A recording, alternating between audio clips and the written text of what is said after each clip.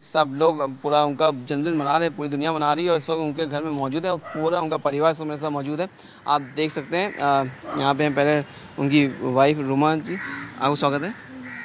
I'm very happy to be here on the birthday of my husband, Kishore. Leena जी भी मौजूद हैं। लीना जी, आप सबका बहुत बहुत स्वागत है। Thank you. नमस्ते नमस्ते नमस्ते। अमित जी, हम शुरुआत करें। अमित जी, सबसे पहले तो दादा की बात चल रही है, दादा के आवाज़ में कुछ हो जाए, पहले उनके एक डेडिकेट करता हुआ सॉन्ग। चला जाता हूँ किसी की धुन में, धड़कते दिल के तराने लिए, मिलन की मस्ती में बड़ी भूल जाता, भरी आँखों में हजारों सपने सुहाने लिए। माया बनो बिहारिणी हरिणी धर्मक तरुण संचारिणी कहत बेघरी मारे चुरी बन अनुरन माया बनो बिहारिणी। लीना जी, हर साल उनका बर्थडे आता है, पूरी दुनिया मनाती है, तो आप लोग किस तरह से उनका बर्थडे सेलिब्रेट करती थी? दादा क्या करते थे पहले दिन अपनी जब बर्थडे होती थी, तो दादा क्या करते थे सुबह उठ के? उनके बर्थडे पे तो पूरी फैमिली जब मतलब इकट्ठी हो जाती थी, गांगुली मुखर्जी उनकी बहन की फैमिली, और हम सब मिलके बहुत हुल्लड़ करते थे, मज़ा आता था। और मुझे याद आता है कि मेरा बर्थडे भी मनाते थे। अपना बर्थडे, अमित का बर्थडे में तो बहुत ही अच्छा, राजेश खन्ना जी, डिम्पल जी, सबको बुलाया था। मैं नहीं थी तब, लेकिन बहुत शौक से मनाते थे। यादें जरा बड़ा मुश्किल है, लेकिन हाँ, वो जब मनाते थे तो बड़े प्यार से मनाते थे। जैसे कि उन्होंने कहा, मेरा बर्थडे जब 25 साल का मैं हुआ था, तब राजेश खन्ना जी आए थे यहाँ पे। बहुत बड़ा पार्टी था उन्होंने, वो कभी पार्टी देते नहीं थे, वो पहली बार उन्होंने पार्टी दिया था यहाँ पे। कोई बात है। अमित जी, एक पार्टी वाला कोई सॉन्ग हो जाए जो दादा का अपना हो, कुछ याद हो आपको? कौन सा गाना? कोई सब गा दिए होंगे, सारे गाने पार्टी वाले थे। पार्टी वाले गाने कौन सा, हेल्प करो। पल पल के जैसा और एक है ना उनका, समा है सुहाना सुहाना नशे में जहाँ है, किसी को किसी की, हेल्प करो मेरे को। हम ही कहाँ है, हर दिल में देखो मोहब्बत जवां है। कल्याण जी भाई याद आता है। कल्याण जी भाई, चलो होने दो।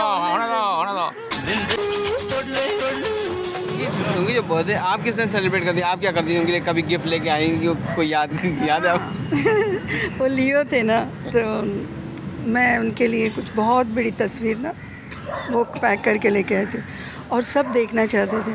तो उसमें एक लायन का बड़ा चेहरा था और लिखा था, I would admit my faults if I had any. मतलब वो लोग ना, लियो बोलते कि मेरे अंदर कोई गलती हो तो मैं बिल्कुल मान लूँगा, लेकिन है नहीं ना। तो सब लोग इतने हंसे थे। और मैंने एक और चीज़ लाई, life is music, music is life, rest all wife. तो मैंने सोचा कि वो मतलब उसको नहीं रखेंगे, लेकिन दूसरे दिन आके देखा उन्होंने सामने रखा तो मैं नाराज़ हो गई। तो बोलते तुम लेके आई हो, तुमने क्या सोचा? तो मैंने कहा मैंने सोचा आप नहीं रखेंगे।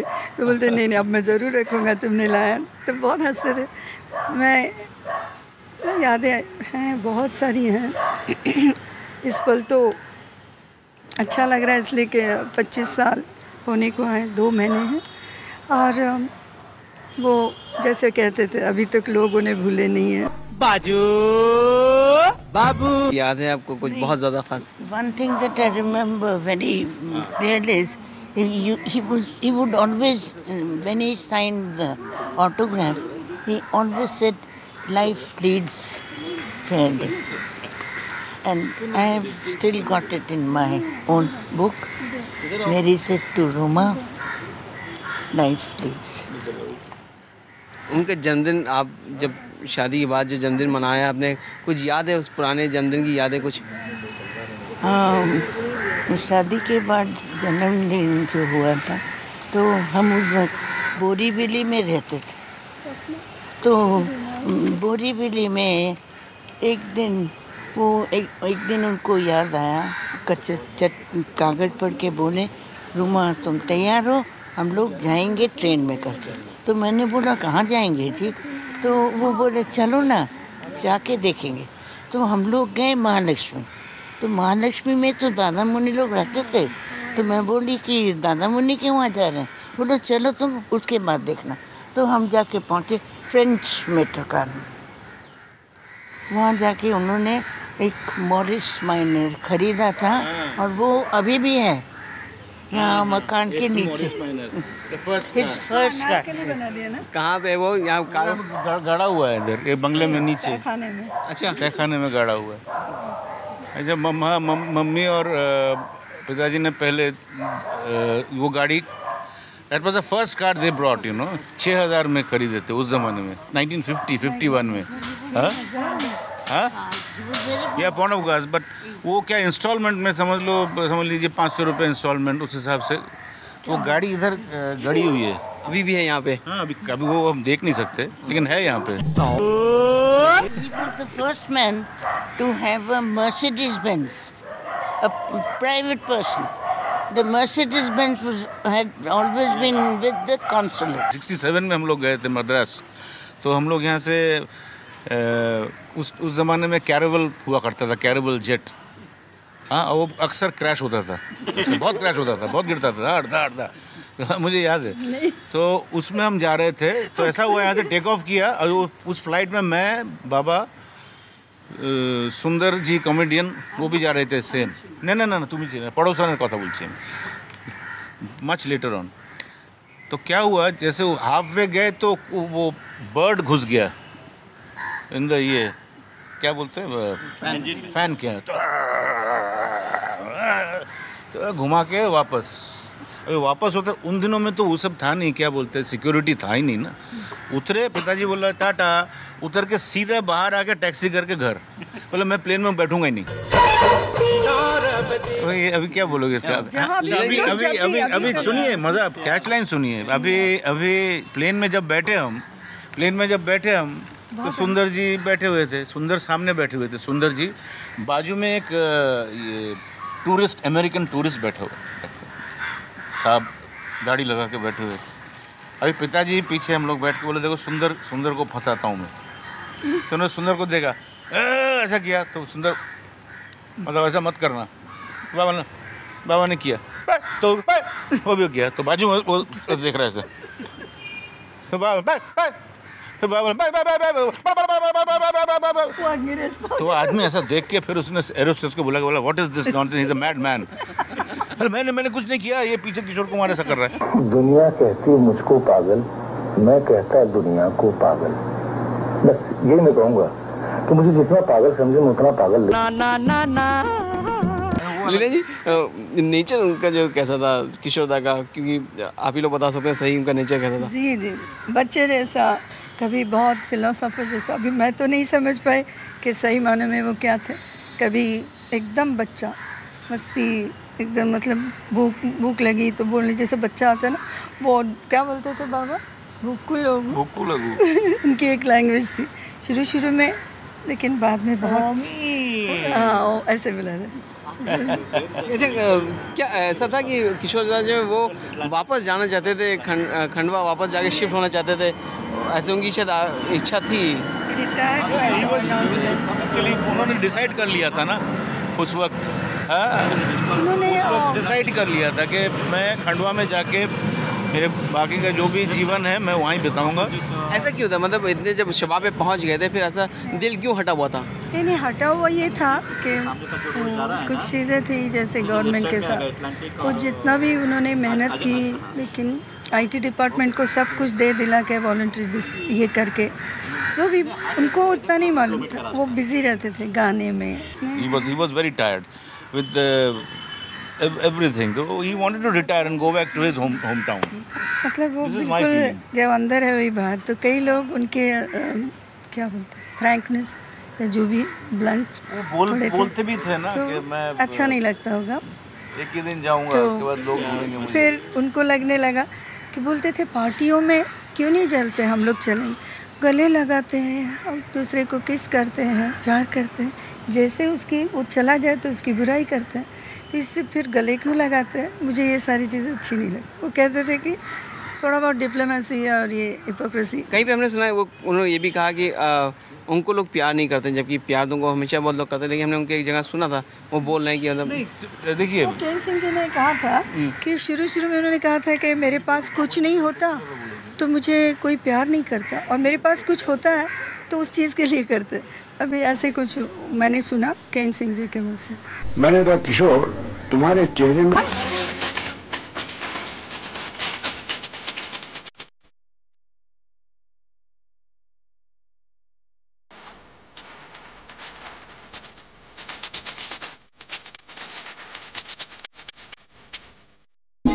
निकली अंधेरी रात में। उनके जो अच्छे चीज़ें हैं, उन्होंने जो इतना किया है उसके बारे में ज़्यादा किसी को ये नहीं था।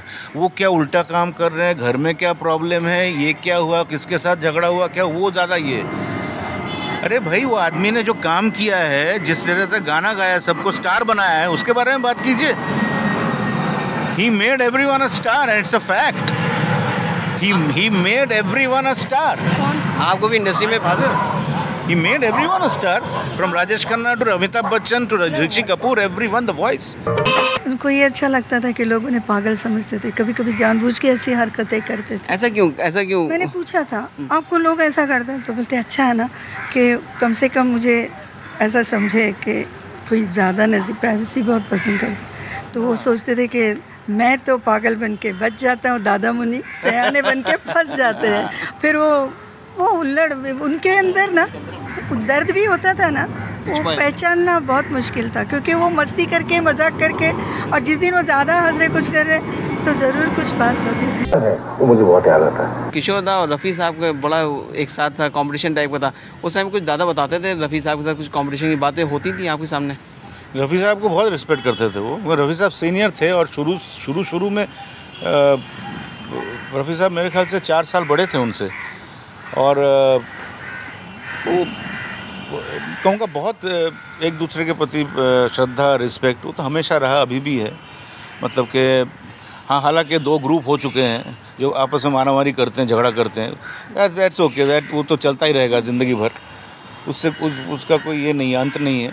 लेकिन एक दूसरे के प्रति जो उनका जो श्रद्धा थी, मुझे याद है रफ़ी साहब और मैं एक दफ़ा महबूब स्टूडियो में गाना हम कर रहे थे, रिकॉर्डिंग कर रहे थे, तो मेरी गाड़ी ख़राब हो गई।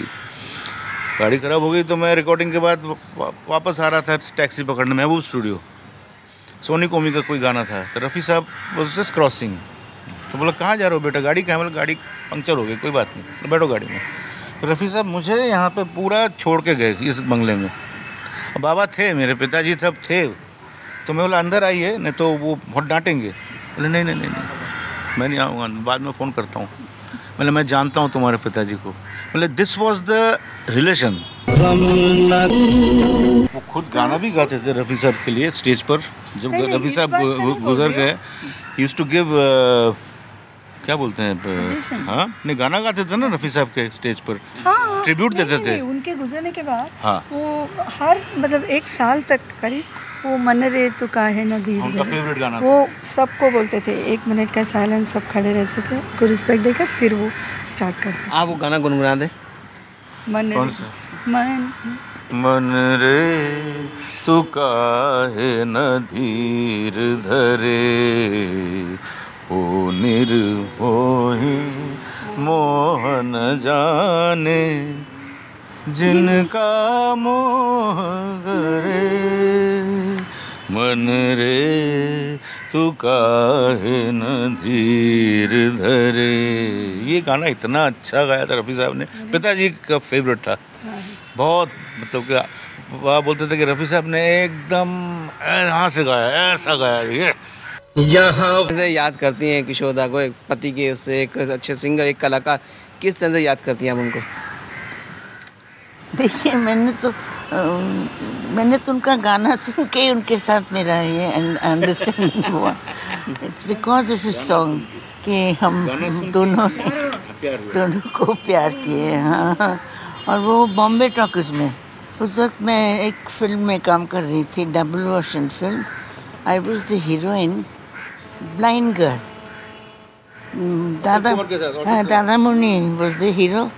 आई was there and Sumitra Devi. Mashal. Hindi was Mashal, Bengali was Shamar. It was a super hit film. उसमें पिताजी ने कोरस में गाना गाया था, मशाल में। चलिए अब हम ये का म्यूजिक था। हम ये चाहेंगे उनकी बर्थडे सभी लोग याद रखें। एक सब लोग की तरफ से उनको एक अच्छा सा गाना गाते हुए, गांगुली सॉन्ग हम बोले उसको, गांगुली सॉन्ग हो जाए। जिंदगी एक सफर है सुहाना, यहाँ कल क्या हो किसने जाना। जिंदगी एक सफर है सुहाना, यहाँ कल क्या हो किसने जाना। Hadlee Hadlee Hadlee did did did did did did did did